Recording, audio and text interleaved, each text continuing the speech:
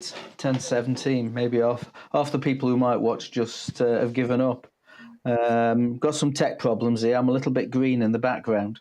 Oh dear, shocking. But so welcome to our LinkedIn Live this morning. Just a cup of tea arrives, and so Matthew, what we're doing today? Let me just sort out these colours.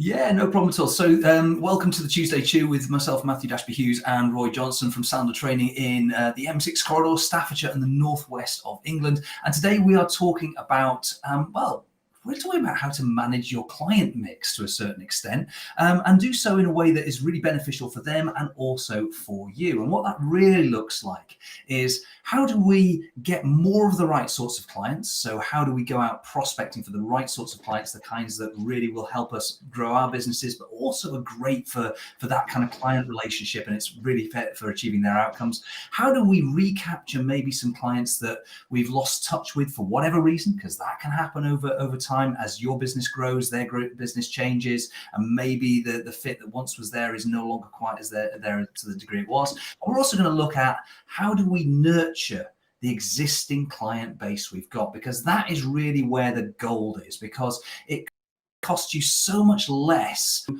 really nurture an existing client relationship versus what it costs you to go out there and acquire new clients. And also, why would you have a party and then have all these people in the party that you're hosting, and then at the time stand on the balcony shouting out into the street trying to invite more people in? Look after the people you've already got in the party that you're already hosting. And what that looks like is identifying the sorts of clients that you want to retain for the right reasons, but also the ones that maybe even have some expansion opportunities. And I can see that Roy, you're still fiddling around with your That's all right. We'll stick with it. I'm a little bit transparent. Screen. Is that looking about right for you? Almost ghost-like. It's I'm not quite sure why that's happened, but there we go. It's all right. We'll at least there's no bombs raining down around the back of me, so we'll be all right. But there's other things we want to talk about as well. We've just done a sales mastery session, and there was some great things in there that we should talk about as well before we get into the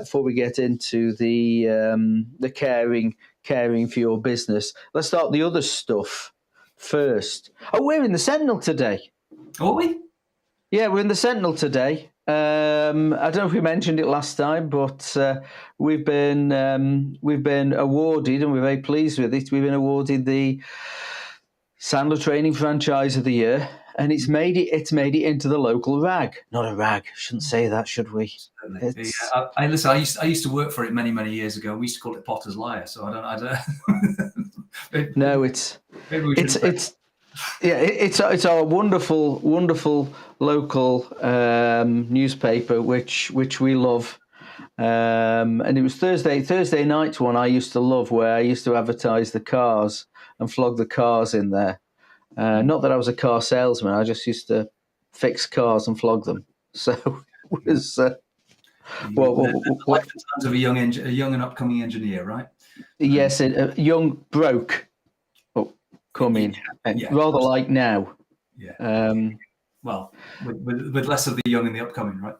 Yeah, that's it. I'm a man with a great future behind me. Very good. So talking of what we were doing this morning, then what were your big takeaways? Because I was in the unenviable position of the person who's running the session this morning, so I guess I was probably in the worst position to actually give any takeaways, because I was delivering the damn thing. So what were we doing, and what were your takeaways from it, Roy? So the title of it was Empathy: The Subtle Art of Giving a Damn, which I quite liked, actually, and really how we can. I think it's not so much giving a damn, giving the right sort of damn for what the prospect needs, and this is understanding what the prospect's needs are, their personality, their way they like to communicate, the way they like to be communicated to, and actually being better at communicating in the way that they want to be communicated with, not to, with. And I love that. And really, some of the things is that we have to not only be empathetic, but we have to be empathetic in the way that they will recognize as helpful. And so we were talking, and this is what you brought out today, Matthew. You got cognitive empathy, sort of working out how people are actually feeling about a situation. Emotionally empathetic, which means that you're sitting on their side of the table as we're talking to them and being with them rather than someone who's going to just sell them stuff. And then compassionate empathy, which is we not only understand and we're on their side of the table, but we're moved to help them in a way that's appropriate for them, which is not necessarily buying stuff from us. So doing the right thing. And that was great. And the conclusions were that if you actually give a damn which is relevant to them, you end up being, as a salesperson, far more authentic in what you're trying to do, far more understanding, and ultimately far more effective. And I remember I was at a Sandler conference in the US a few years ago, and I sat with I just started with Sandler, and I sat with one of the guys who'd been with Sandler many years, and Sandler is a little bit. It's a culture, but it's a bit of a cult. We this is the way we do things, and we all believe in it. And he gave me a line that I really liked, and it was, when in sales, you've got to seek to serve, not to sell. Seek the truth, not the sale. And that really stuck with me. So that was tremendous. Oh, we've got Tracy. Tracy's on the here. Hello, Tracy. Hello, Tracy. Nice to see you. So that was really authentic, understanding, and effective, and I really enjoyed that. And it takes you from the selling in the now, which is a commodity. If people understand where their problem is, you're more of a commodity as a salesperson because they can go to any sort of solution. It's actually having the sort of conversations that help you find unrecognized pain, to help them navigate the storms ahead rather than just react to what's in front of them. Oh, there's James. It's my job. You always have to seek the truth. Absolutely. Good job. So, I mean, these were some great things, and I've got to recommend. Matthew did a great job today, and I really enjoyed it. And even though I've been doing this for a few years, you can always learn stuff, and this is our world. We do this every single day, but stuff drops off the end. You forget things, or you have new ideas. So, highly recommend. When's your next free session? I'm doing two next week, actually. I'm doing one about management challenges, which is going to be really about the common sort of blind spots that a lot of managers and leaders might have. So the unknown unknowns, to go full Donald Rumsfeld on you. The kind of things that maybe are causing problems like, I don't know, you've got a high turnover of staff, or you're finding talent acquisition to be particularly challenging. You get people who you kind of see at interview who look absolutely fantastic, and then they hit the payroll and you're like, I don't even recognize you. Why the hell did I take this person on? Which of course happens. It happens an awful lot because recruiting and hiring talent is difficult. But then also the sorts of things that happen when you're trying to nurture those people into being as empowered and as good as they should be to actually accelerate your business. And very often what happens is you find you're doing just as much work as you were doing before you hired these people, but now you seem to also have the additional headache of managing the damn people, which means that you've got more headaches rather than fewer. And those kinds of challenges, we're going to be talking a little bit about that. I mean, it's only 2 hours long, so I'm not going to be able to solve all the problems, but we can certainly kind of discuss some key things that are going to be useful for the delegates. And that's at 3 o'clock next Tuesday.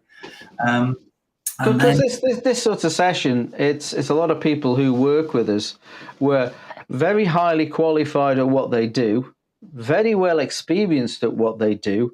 They've built a business, and the business has grown, and they've hired people, and they've started managing these people, but they've never actually been trained or never actually had any real management experience before that, which is relevant to being the top boss and the person where all the thought, all the mindset comes from, and having to delegate that down. I think that's what I find is the hardest thing, is when people have started a business and grown it, they're still the hub of the business, and if they disappear out of the business, they come back to they fear they will come back to a desert wasteland. So there's some good subjects covered there.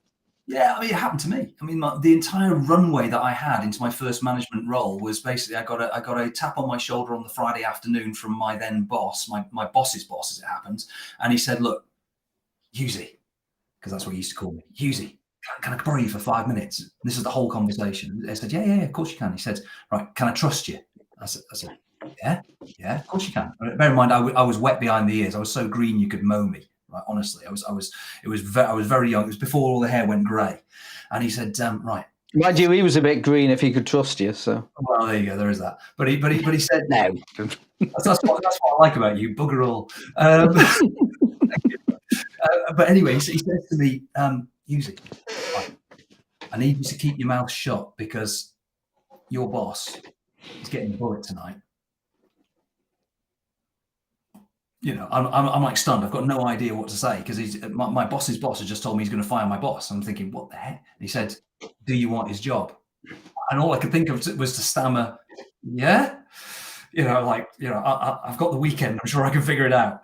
You know, and so Monday morning I started, and that was my entire runaway. That was my management training. You know, and I spent the next 20 odd years making it up as I went along and making a lot of mistakes and learning from them. And luckily, none of them killed me along the way. But you know, really, until I sort of, you know, graduated from the School of Hard Knocks and actually went and learned some proper management theory and that kind of thing, I didn't realize where I was getting things right and where I was getting things wrong, or even why things were going right. So it's not unusual. I mean, there's thousands and thousands of accidental managers in this country. So it's really about that. Yeah, no, that should be a good session. So let's go on to the caring for your business and other stuff. I think we've done the other stuff now. Yeah. Caring for your business. That's a strange way to spell care, isn't it? What's going on there? Yeah, very. Oh, just before we do, we've just had another comment in here from Danny. The qualities and approaches that make a good business starter aren't always correlated with leadership. Not that there's even a clear definition of leader. I think that's probably fair. That's very fair.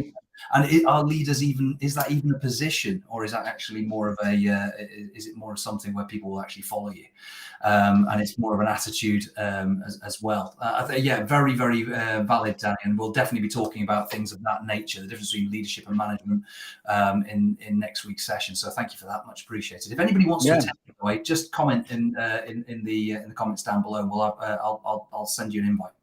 Or if you're watching this a bit later. Just messages. Yeah. Thank you, Danny. You're absolutely right. So caring for your business. We've got about 13 minutes to get onto this stuff, and caring for your business. So what does care mean? What does care mean? What are we trying to do with this? So it's an acronym. We do love an acronym, and it stands for keep, attain, recapture and expand. Keep, attain, recapture and expand. And the way I like to work with clients on this, oh, look at that, you're even going to write it up on a whiteboard, aren't you? Thank you very much. Look at this. Training I am very so let me put the pen on then. There we go. There you go. So keep, attain, recapture and expand. And what I usually like to do when I'm working with my clients is I'd like to sort of get them to go through their existing list of clients, their existing customer base, and really write a K or an E against each one of their existing clients. So if the client that they're working with is somebody that they really enjoy working with, that they know gets value out of it, that they pay them on time, they're relatively low maintenance, but possibly they themselves haven't got any expansion opportunities. There's no growth opportunity there. It's really about maintaining that relationship and nurturing it in a positive way in order to retain it, to keep it. And I think the first thing before we start going for names is the common traits. You know, what sort of clients do we want to keep, and what do they look like? And I think you've got to take this away from the people that you know. So try and divorce yourself from that. If I wanted to keep a client, what would they look like? And so it was my rubbish writing here. Traits. There we go. What sort of things are we looking for in the keep? The ones that we want to keep. What sort of things? How do they do? I mean, I look at like great profitability, or at least acceptable profitability. Yeah. Okay. Easy to work with. Yeah, low maintenance, as I would call them. Yeah. Yeah. Oh, I love that. Work with. Yeah. Pay the bills. Ideally on time. Yeah, they don't use you as the bank. They don't stretch their creditors. Yeah, and then that's just, I mean, pay the bills on time. You know, you can have a whole bunch of this, not three, but conscious of the time. And if we just move down rather than across, if we move down or across to expand, what sort of things have we got in there? Yeah, and I think you're looking there at kind of all of the above, although maybe they're not quite as easy to maintain because they have a little bit of challenge there. You know, maybe an expand client looks a lot like a keep account, but they've got growth potential. Either they themselves are a growing business and they require some additional support as they grow. Maybe that support is even changing on a daily basis or weekly basis or monthly basis. Yeah. Fast they're growing. Hyper growth businesses, it can be hourly, you know. Or maybe it's actually that you know that when you first started the relationship with them, there were a bunch of things that you do that maybe they didn't know about, and maybe they're not taking all of the services or products that you currently provide that maybe they could get some value out of. Now, the key thing here is the word maybe, because value is in the eye of the beholder. Value has to be defined by them, not by you. People buy for their reasons, not for yours. So this is still a voyage of discovery, but it's about, you know, sell today, educate tomorrow is a Sandler rule. So when you first sold something, is there something that they might get some added value from later down the line? And that's really the critical thing with expand. Yeah, so I love that. I would write that one down. Sell today, educate tomorrow. And I think, yeah, the growing business, more of our sort of stuff, or even heading in the direction that we want our business to move into, which is let's move me on the other side, so I'm not in the way of that. So these are existing clients who we can get more out of, and they have these sort of traits. So let's talk about the recapture. What are the recapture ones? Well, you know, before we move into recapture, do you mind if I share there's like a hidden box there a little bit? Because go on then. Usually when I get people to go through their existing client list and put either a keep or an expand against it, weirdly, they've got a few clients which, you know, they can't put either against. They don't want to keep them and there's no expansion opportunities. So there's no real, you've written out FRO. I don't understand. What could that possibly stand for, Roy? Well, this is a PG-13 production. So our PG-13 in it, and they're a future restricted organisation for us. But other people have different ideas. No idea what it is. Can't remember on this one. But this is the box where we probably don't want to be working with them anymore. Flip right over. Flip right over. Yeah, something like that. Yeah. Anyway, I think the word is right there. So right off. I can't remember what the first. No. Move on. Anyway, move on. So basically, if you've then got your definitions and characteristics, your traits of what make a great keep account for you and what makes a great expand account, well, then the next job is, as you've said, to go over to recapture. let's have a look at the clients who, for whatever reason, we've lost touch with.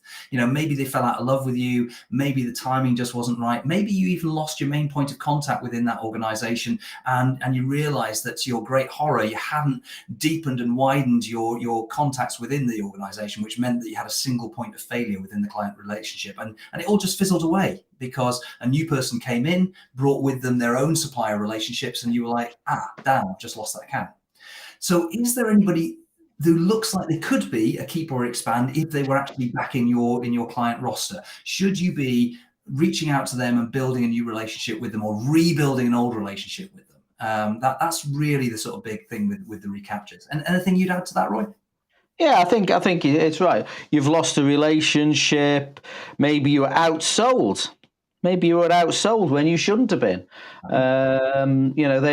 They went for price instead of the great stuff that you did. But someone you would really like to get back, your experience says it does all of the keep, good profitability, easy to work with, pay the bills on time, yada, yada, yada. But they no longer work with you for whatever reason, or maybe their business has changed and they have no idea that what you can offer them actually is valid for them. So I love that. So then we've got, what we've looked at, traits for companies who want to keep, traits for our existing clients who can grow and expand, and traits for people we had, we loved and lost. Now, all of these people are already in our database. We know them. We know them. What's the attain? Tell me about that one. There's a thing, isn't it? I mean, every business relationship that's ever started, ever in the history of the world, started with two people who didn't know each other actually starting to talk to each other. Now, there's a thing. So, attain, where we start to attain business. I mean, this is a thing which, we probably call prospecting, dare I say. And I know sales can be seen as a dirty word, but actually, sales is also a euphemism for growth. Without it, we don't grow. In fact, without it, we tend to go backwards because, every client we've ever got, some point is going to leave us. Either they, retire or they move on, or somebody else wins it at some stage. So you tend to go backwards if you don't keep growing. So attaining new clients is critical. Now, if you know what a good client looks like for you, both in terms of its expansion properties and also in terms of the what you'd be looking for just a maintenance account, a keep account, well, then you've got a pretty damn good starting place to build what we would call your ideal client avatar. For those of you who are in marketing or have ever come across marketeers, then people are great fans of like the buyer personas and ideal client avatars and ideal client profiles. Ultimately, what we're looking for here is a really clear specification of the traits that you look for in a great client, because you know that you can help those clients to deliver their outcomes. You can do your best work on their behalf. And that's really what you're looking for, because it's all about them, not about you, ultimately. Does that make sense? That's well described. So that's step one we've looked at. Step two, let's put some names in here. Step two, and this is who we know. We know these people. Who we know. We know them there. We know them there. These are names that we already know. So that's not too onerous. It's the attain that we have to attach names to them who match our ideal client avatar. And you don't want to overcook this. If you can get 10 to 15 names in here to start off with, that's a great place to start. So, second one, pretty straightforward. Anything you want to add, Matthew? No, I mean, only really is, where do you go for this kind of stuff? I mean, if only there was some kind of global database of, over 700 million different businesses out there. I mean, if only such a thing existed, right? I mean, hang on a minute, what are we talking on right now? Well, what can we say? So, yeah, LinkedIn, prospecting activities. You've probably got some email databases, obviously GDPR compliant. Mm-hmm. And the last thing for us to work with, and we've done a bit of blow and go on this one, we've gone really fast, is the activities. Now, the activities that we need to do, again, same box. It's not a difficult thing. The activities that we need to do in each box in order to successfully keep our clients, to successfully expand our clients, to successfully reapproach and recapture ex-clients, and successfully attain new clients. What things do we need to do? And this is something you have to define. We're pretty short on time today, but here, attain prospecting mix. What sort of things do we need to do? The LinkedIn, the networking, the cold calling, the database mailing, the prospecting mix to bring us some new clients of the traits that we like, some new clients of the traits that we like, so we can expand our business. As Matthew mentioned so succinctly earlier, every client we have will eventually leave us. It might not be today, it might not be tomorrow, but somewhere down the line, they will leave us. So what sorts of activities do we need to do to bring in brand new clients to backfill the ones that leave us? And they could go bump, they could retire, sell the business, they could be merged and you're not the one they like to deal with. So many ways you can lose a client. So your job is really to define and continuously do the activities to keep, retain, and expand your clients, and prospecting to attain new clients. Does that make sense, Matthew? In the short time that we've got. Beautiful. And yeah, I mean, that regular, consistent cadence of effective business development activities, what works in your world, what works in the space that you play in, I think that's absolutely critical. But to the point on the keeps and expands, what works there as well? It's about maintaining a similar consistency in your behaviors there, never forgetting that you've already got people in the party that you're hosting. Don't forget about them. What should the cadence of regular meetings look like, especially for those people who run retainers? Because it's so easy if you're running a retainer model to actually think, well, that money's just coming in every month. I don't need to think about it. Of course you do. What does a review look like? What does an evaluation of how you're doing for your clients and the work you're doing for them? What does that look like? How often, how frequent should that take place? I mean, you don't want to just get to an annual review where usually your prices will go up because, let's be honest, costs go up for all businesses. Therefore, your prices should go up as well. But you don't just want to go in there and just do price increase meetings, because that's going to feel like a drive-by shooting. You feel like you're actually in there for them, and you maintain that client experience, that customer experience side of things. So yeah, loads that we can go into on that, but I'm very conscious of time. I want to go in and so if people want to know more about attaining new clients and what's actually happening to them, you're doing a briefing shortly. When's that? Yeah, that one actually is next Wednesday. So I'm doing that. I think that's Wednesday at 2:00 in the afternoon. So again, if people want to talk about business development activities, a consistent, replicable process to be able to generate meaningful, ethical business relationships of equal business stature, which will help to build relationships which is very much focused on delivering client outcomes and achieving that with where you also get compensated at a fair rate for the value you bring, then yeah, absolutely fantastic. Would love to have you there. Again, just DM us or put a message in the chat. Happy to invite you along. Obviously, I do cap these things. I don't ever have more than 8 people on these things, so it is a little bit of a first come first serve thing. Cool. So we're out of time. We're on 28 minutes. What should we think about doing next week, Matthew? Got any ideas? Absolutely. I suspect that we're going to be talking much more about business development activities, probably diving a little bit and expanding into some of the things we've talked about today. But yeah, it's going to be probably around, I would suggest, maybe some takeaways that we've had from next week's mastery session. But undoubtedly sort of do a little bit of sharing on that. Anything in particular that you can think of? If you that are watching out there, please do put it in the chat. We'd be more than happy to talk about things that you want us to talk about. I think one thing that we're going to have to talk about is in an inflationary market, how do we keep our clients when everyone's looking at cutting costs? I think inflation is something that no one's been used to for a very long time. I remember, and I was a very young person when inflation was a problem. So a lot of the people out there selling now or having to run businesses will never have come across inflation and probably are a bit confused about how they would deal with it. That's a really good idea. Yeah, I like that. But yeah, and anybody else who's got anything in particular that they'd like us to cover, more than happy to have a little bit of a half-hour, bun fight about it, and see if you can even provoke some arguments between me and Roy, because that's always entertaining. See if you can get some debate going. We do love a bit of that. We do. We love a good spat. We haven't sworn once today, so that's really good for us. No, I think we should FRO, don't you? Right.